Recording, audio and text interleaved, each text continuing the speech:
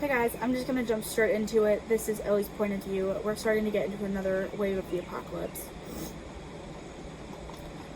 Mom had come into my room late last night. Outside there's an ambulance over at Scalen's house. I stood up and saw someone be put into the ambulance on a stretcher.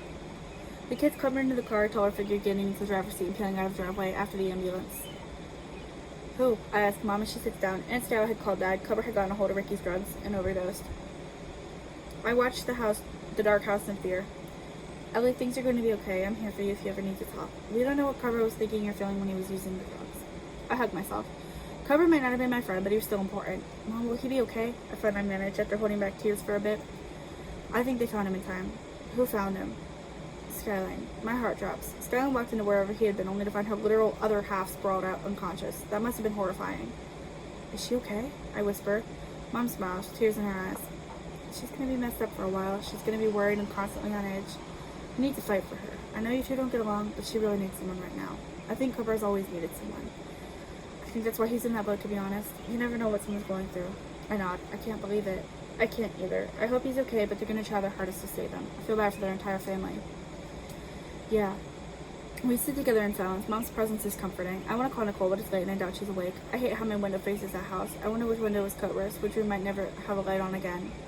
Of course, they have a little boy there. Life couldn't stop because Cobra's did. Stop it. I have to tell myself. He's not dead. They can save him. I lay back down, scared to close my eyes. Something could happen overnight. I wouldn't know. I take a deep breath. A long leap could take me despite my fear.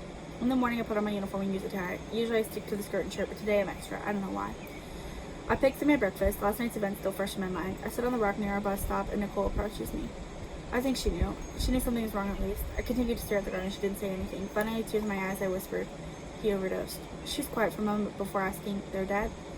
Honestly, I wish it would have been Uncle Ricky, but it wasn't. It was Cobra. He was 12. 12. No, Cobra. I stood up, tired of sitting on a misshaped rock. Nicole was quiet, and I stayed quiet too. The bus came, and Bob didn't say anything about her missing party. We sat together as usual, but we didn't talk. I guess we were both trying to process why Cobra would have wanted to do something like that. I know Ricky is awful to them, but was it really that bad? I wonder if he planned on doing it, if it was an attempt at suicide, or if he was just curious and it got the best of him. At school, people were huddled in groups, whispering about it. They'd all heard there was a student in the 6th grade who had overdosed, and they wouldn't be coming to school for the next week or so. Skyline's absence was noticed. Kids thought she did it. Cobra's absence meant nothing to them. They didn't find him capable of doing such a thing. It's always the ones you least expect. Always. I couldn't even say I wished it was Skyline. She was also young. She was also 12. At lunch, I picked through my chips, nibbling on a few here and there. I wasn't hungry. I had lost my appetite the other day, hearing the vile things people were saying about Skyline. If we were in high school, she'd be one of the cool kids. Drugs are cool when you're older. Some people were saying she should get pregnant, that she'd fit right in with the cool kids of the town. I don't see her doing all that, but I wouldn't put it past her to be a teen mom. Nicole doesn't say much at lunch, and I don't know how much I want to say. I kind of miss him. I admit. Nicole smiled. Soon I'm rambling on to Nicole, and she's sitting and listening sympathetically. She missed him too, I could tell. Sometimes I wondered if she ever had a crush on Cobra, but I knew she would never tell me, just because I'm his cousin. Some girl approached the table calling my name. She started asking me why Skyline did it, the same questions I wondered why Cobra did it. She didn't know it was Cobra. Finally, she says, "I kind of hope she doesn't make it. It'd do the world a favor." I stand up, glaring at her. You know what? I'll do the world a personal favor. I right hook her and she stumbles, rubbing her face. I punch her again, fighting her down to the ground and punching her repeatedly. She was crying and apologizing, and there was blood, but I couldn't stop. Suddenly, someone was pulling me off of her, and I kicked, trying to get back to her. She was sobbing now, wiping her face with her white shirt sleeve. I was still glaring at her, but the lunch lady sent us to the office, another one following us to make sure we didn't fight again. Mr. Javins looked upset to see me, and he looked shocked to see the other girl. Elley, Marissa. We sat down, and Marissa was still crying. She beat me up, Mr. Javins. She started punching me. I was asking about Skyline's overdose. Elley, actually, she was telling me how the world would be better if Skyline never recovered. She said she hoped Skyline didn't make it, not like it would matter, but she's encouraging suicide. I spit, and Mr. Javins looks back at her.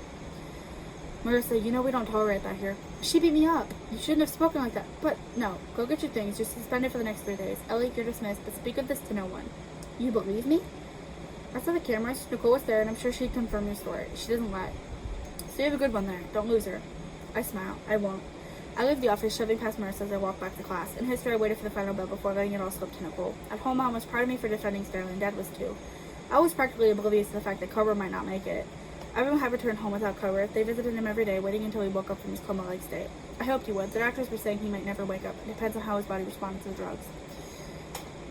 I was gonna say, I feel like he woke up pretty fast after, like, I don't know. I've never had somebody I know overdose.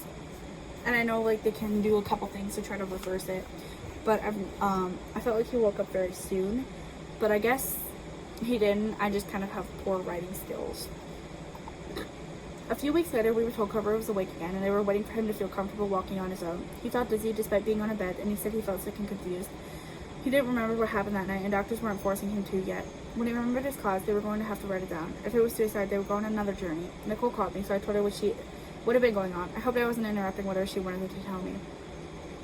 Mom called me downstairs, and I told Nicole I had to go. I sat at the table, and Mom smiled at me. You know that Elley kid? I nod.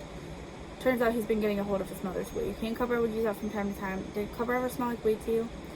I don't know, and now I wish I'd paid more attention. Well, if he ever does, please tell someone. It's how we got here in the first place, I guess. Drugs can be addicting, which is why we need to try to keep you guys away from them. His father doesn't make things any better.